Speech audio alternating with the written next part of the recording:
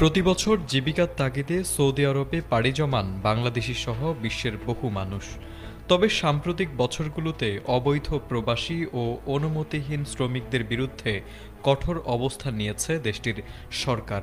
সেই ধারাবাহিকতায় আবারও বড় ধরনের ধরপাকড় অভিযান চালানো হয়েছে।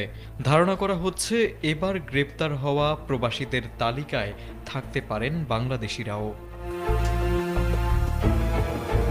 সংযুক্ত আরব আমিরাতের দৈনিক গালফ নিউজ জানিয়েছে, আবাসন, শ্রম ও সীমান্ত সুরক্ষা আইন লঙ্ঘনের অভিযোগে সৌদি আরবে ২১,০০০-এর বেশি প্রবাসীকে গ্রেপ্তার করেছে দেশটির আইন শৃঙ্খলা বাহিনী। গত ২০ নভেম্বর থেকে ২৬ নভেম্বর পর্যন্ত দেশ জুড়ে পরিচালিত এই অভিযানে মোট ২১,১৩৪ জনকে আটক করা হয়েছে। সৌদি স্বরাষ্ট্র মন্ত্রণালয়ের তথ্যমতে, গ্রেপ্তার হওয়া ব্যক্তিদের মধ্যে আবাসন আইন লঙ্ঘনের অভিযোগ রয়েছে ১৩,১২৮ জনের বিরুদ্ধে। সীমান্ত নিরাপত্তা আইন ভঙ্গের অভিযোগে আটক করা হয়েছে ৪,৮২৬ জন এবং শ্রম আইন লঙ্ঘনের দায়ে গ্রেপ্তার হয়েছেন আরও ৩,১৮০ জন।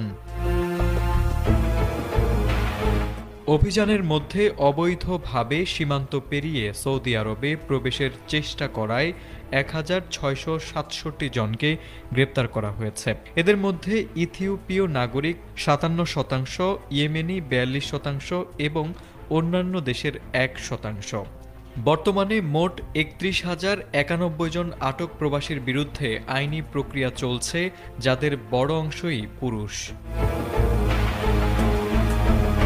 গ্রেপ্তার হওয়া প্রবাসীদের মধ্যে ২১,০৭১ জনকে দেশে ফেরত পাঠানোর আগে প্রয়োজনীয় নথি সংগ্রহের জন্য তাদের কূটনৈতিক মিশনে পাঠানো হয়েছে।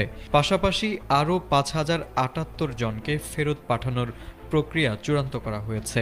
সৌদি সরকার জানিয়েছে,